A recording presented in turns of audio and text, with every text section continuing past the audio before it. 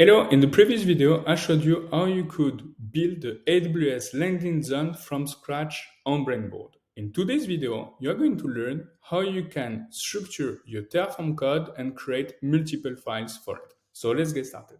As a quick reminder, here are all the files that you already have on Brainboard. So you have the main.tf, the output, the provider, the Terraform tvars, the variables, and the locals.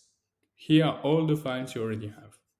For example, if you want to create your own variable and locals, you simply need to go there, input, and then you can either create your variables at the organization level, project, environment, or architecture. And for example, when you want to create your locals, simply need to create a new local by specifying the name, the scope, the value, and the description. Once you have done it, you can also create all your output. Simply need to add a new output and specify the name, the value, the description, and sensitive, true or false. Once you have done it, you can also create and write down your own custom Terraform provider definition here. So now, the second step we're going to do is to make sure that the Terraform code is actually valid. To do so, it's very easy. You simply need to go to deploy, and here we're going to do a Terraform plan. So here, Brainboard will do the Terraform init and the Terraform state log as well. So everything should be green. As you can see, it means that the Terraform code is actually valid. And now we're going to be able to deploy it directly from Brainboard. As Brainboard is a collaborative solution, here Brainboard will be able to recognize any ongoing action. So you need to switch off the plan before being able to do the apply. Once you have made sure that the Terraform code is actually valid, we are going to map all of its resources. So in this infrastructure, we have the region, we have the VPC, and we have 3 AZ, as well as 3 public subnet and 3 private subnet.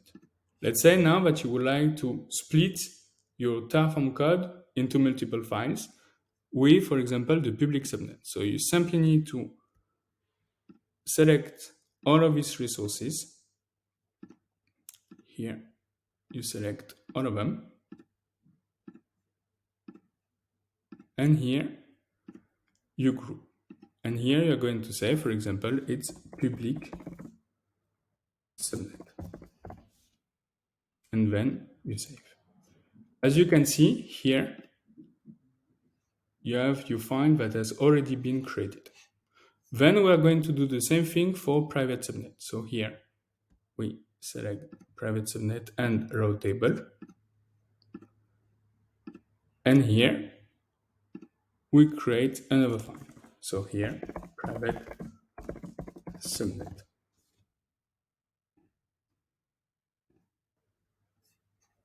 And here, as you can see, you have the main.tfs, the private subnet, the public subnet, and you have your file as well. Here, you can go, for example, if you want to select or change the value of the private subnet, you simply need to show the group.